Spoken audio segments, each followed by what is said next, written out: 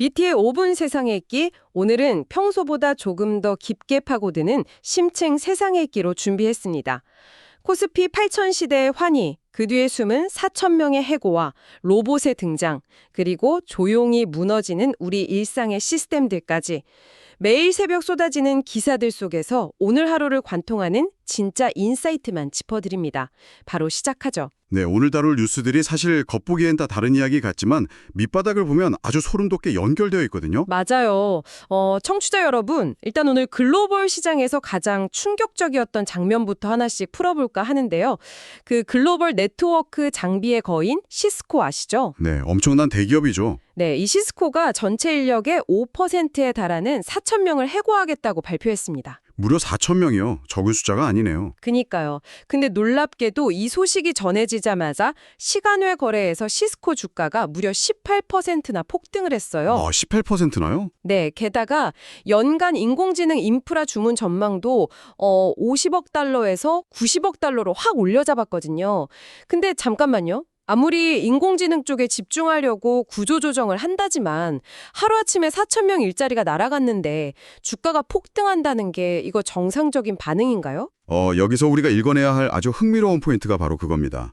자본시장이 이제는 인간의 일자리를 줄이는 걸 더 이상 기업의 위기나 경영 악화로 보지 않는다는 사실이죠. 아, 위기가 아니라 오히려 호재로 본다는 건가요? 그렇죠? 오히려 다가오는 인공지능 시대에 살아남기 위한 냉혹한 생존 전략이자 가장 확실한 승리 공식으로 시장이 받아들이고 있는 겁니다. 와, 생존 전략이요? 네, 시스코의 해고 발표에 시장이 18% 폭등으로 화답한 그 메커니즘을 들여다봐야 해요. 기업이 내부의 고통, 그러니까 직원을 자르는 출혈을 감내하면서 미래 기술에 자본을 몰아주겠다. 이런 의지를 보이면 월스트리트는 즉각 엄청난 프리미엄을 얹어주거든요. 약간 로켓 연료를 채우려고 자기 집 가구를 불태우는데 구경꾼들이 막 환호하는 그런 격이네요. 네, 아주 정확한 비유입니다. 인간이라는 불확실하고 비용이 드는 요소를 덜어내고 그 자리에 인공지능이라는 극단의 효율성을 채워넣겠다는 베팅에 시장이 환호하는 거죠. 참 차가운 현실이네요. 근데 저는 조금 의문이 드는 게요. 기업들이 그렇게 사람 다 자르고 효율성 극대화해서 물건을 만들면 결국 그거 사줄 사람은 일자리 잃은 평범한 소비자들 아닌가요? 아주 날카로운 지적이십니다. 사실 기업이 효율성만 줬다가 소비 여력 자체를 파괴해버리는 모순, 그게 자본주의의 오랜 딜레마거든요. 그러니까요. 그런데도 지금 이 맹목적인 인공지능 기대감이 뉴욕 증시를 넘어서 우리 국내 시장까지 다 집어삼키고 있잖아요. 네, 국내 증시도 지금 열기가 엄청나죠. 코스피가 지금 8,000선 돌파를 앞두고 있습니다. 외국인 투자자들이 6거래일 연속으로 주식을 팔아치는데도 우리 개인 투자자들이 무려 1조 8천억 원이 넘는 물량을 싹쓸이하면서 지수를 끌어올리고 있어요. 1조 8천억 원이요. 대단한 수치네요. 심지어 KB증권 같은 곳에서는 코스피 1,500포인트까지 간다는 장밋빛 전망도 내놨고요. 네, 근데 지금 당장의 시장 참여자들은 거시적인 종말론보다는 나만 이 부에 열차에서 소외될 수 없다는 공포에 더 크게 지배당하고 있습니다. 코스피 8,000 혹은 10,000포인트를 향한 환호성 뒤에 숨겨진 아주 위험한 숫자를 하나 보셔야 하는데요. 위험한 숫자요? 어떤 건가요? 바로 빚입니다. 주요 5대 은행의 신용대출이 이달 들어서 단 7영업일 만에 2조 원이나 급증했어요. 3년 만에 최대폭입니다. 잠깐만요. 단 7일 만에 2조 원이 늘어났다고요? 네, 엄청난 속도죠. 사람들이 왜 갑자기 2조 원이라는 돈을 빚을 냈을까요? 바로 포모 증후군 때문입니다. 남들은 인공지능 주식으로 벼락부자가 되는데 나만 뒤처지고 있다. 이 절망감이 사람들을 은행 창구로 밀어넣은 겁니다. 와, 7일 만에 2조 원이라니 진짜 좀 무서운데요. 하지만 주식시장이 계속 오르기만 한다면 빚내서 투자하는 것도 똑똑한 레버리지 전략이라고 볼 수 있지 않나요? 상승장에서는 그 레버리지가 수익을 극대화하는 마법의 동화줄처럼 보이죠. 하지만 빚의 본질은 철저한 양면성에 있습니다. 양면성이요? 네, 시장 변동성이 조금만 커지거나 외부 충격으로 주가가 꺾이면 그 동화줄은 순식간에 투자자 목을 조르는 올가미로 돌변하거든요. 개인들이 1조 8천억 원어치를 샀다는 건 이 상승장이 철저히 빚으로 쌓아올린 유동성이라는 뜻입니다. 아, 기업들은 생존하겠다고 사람을 자르고 있는데 개인들은 그 위태로운 게임에 빚까지 얹어서 올라타 있는 거군요. 맞습니다. 숨가쁜 생존 게임에 빚이라는 화약이 가득 쌓여있는 형국이죠. 어휴, 진짜 불안불안하네요.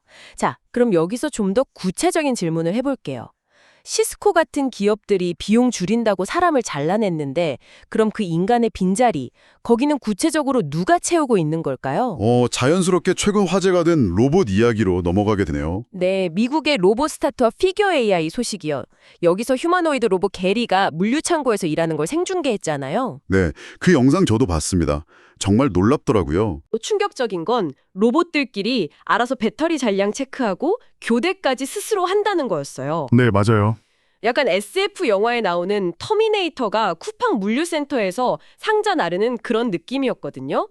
사람들 반응도 일자리 뺏길까봐 좀 무서워하는 분위기였고요. 사실 물류창고 단순 노동은 예전부터 자동화 기계로 많이 대체되어 오긴 했죠.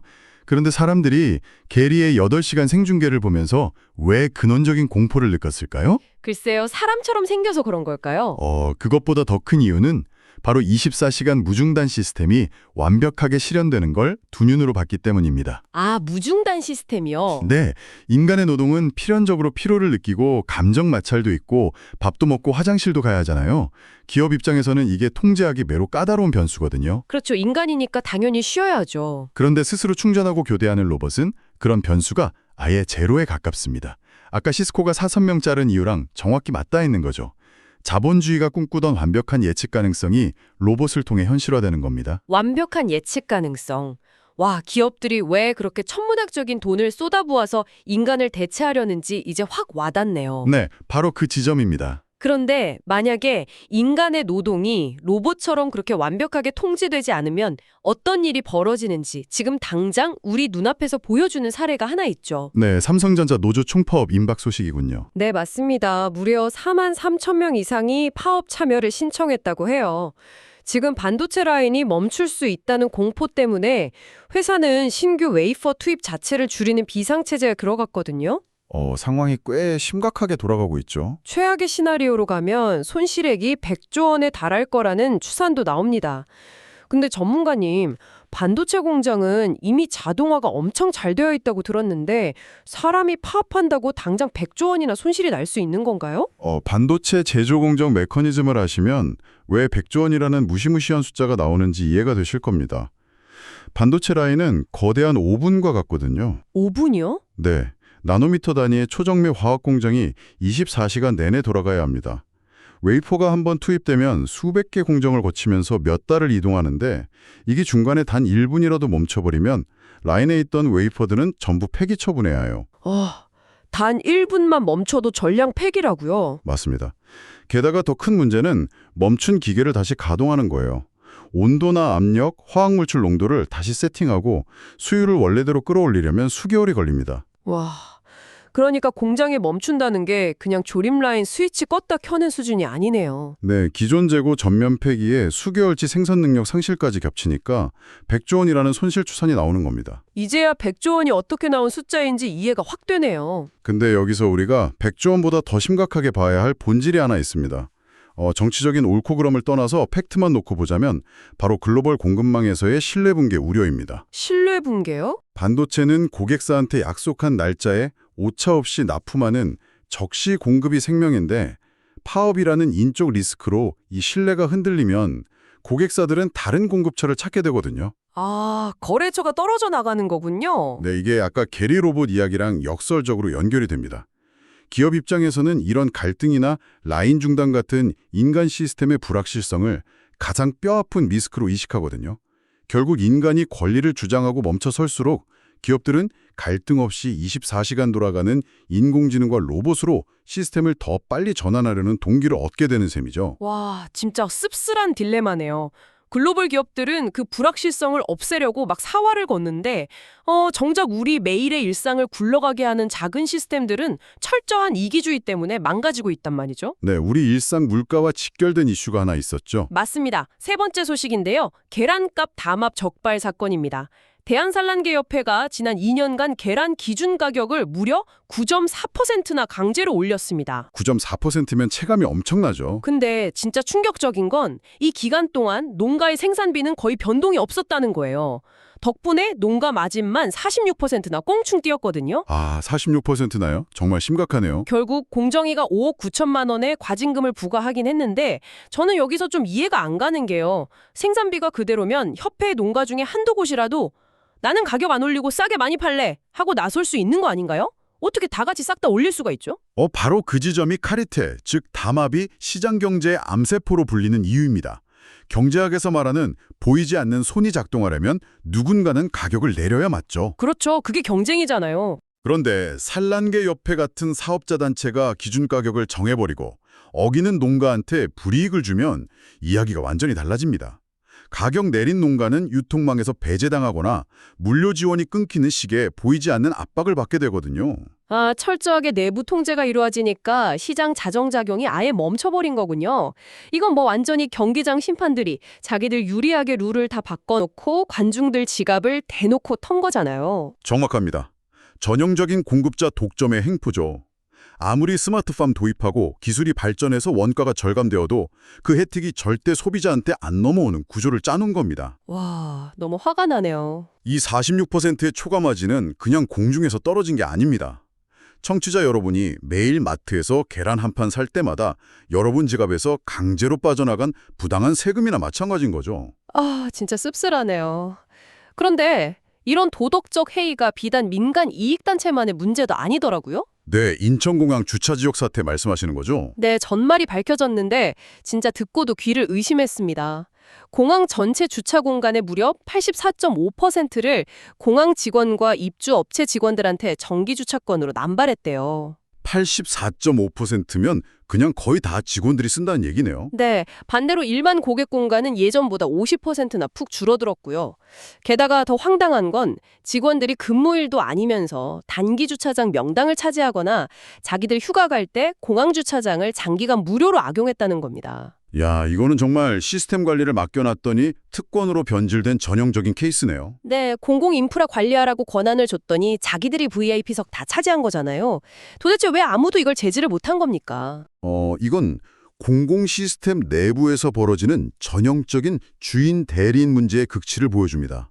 진짜 주인인 국민의 편의는 뒷전이고 관리 권한을 위임받은 직원들이 자신들 편의만 극대화한 거죠. 아, 자기들 맘대로 권한을 남용했다. 네, 이게 하루아침에 주차장 80%를 빼앗은 게 아닐 겁니다.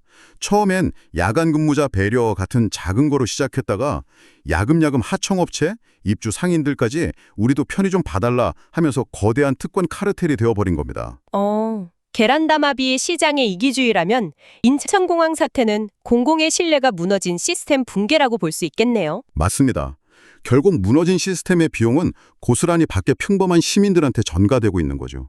이렇게 일상의 작은 시스템들은 속절없이 무너지고 있는데 참 역설적이게도 세계에서 가장 심하게 으르렁거리는 거대 국가들은 오히려 생존을 위해서 최소한의 타협점을 찾고 있더라고요. 네, 거시적인 층위에서 벌어지는 외교 이야기, 바로 미중 정상회담 결과죠. 네, 미국과 중국이 반도체, 대만, 무역 진짜 다 싸우고 있잖아요. 네, 경제전쟁 중이죠. 그런데 이번 회담 결과를 보면 흥미로운 타협점이 도출됐습니다.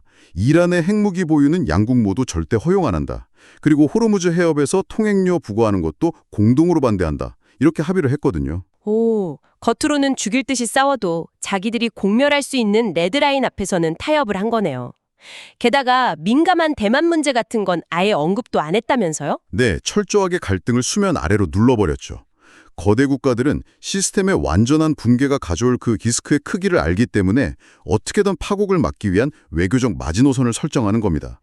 제일 큰 거인들은 다 같이 죽을까 봐 선을 넘지 않으려고 저렇게 애를 쓰는데 정작 우리 사회를 지탱하는 제일 기본적이고 작은 단위, 바로 교실에서는 그 선이 아주 처참하게 무너져 내렸습니다. 네, 제주도 초등학교 교사 폭행 사건 말씀이시군요. 네, 고학년 학생이 상담 교사를 무려 20분 넘게 폭행하는 충격적인 일이 있었죠.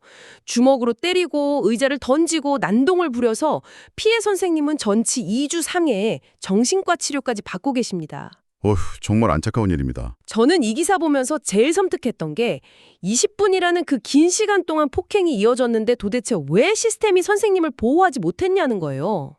강대국들은 핵이라는 파멸을 막으려고 타협을 하는데 가장 안전해야 할 학교라는 미시적 시스템은 이렇게 완벽한 무정부 상태를 보여주었죠.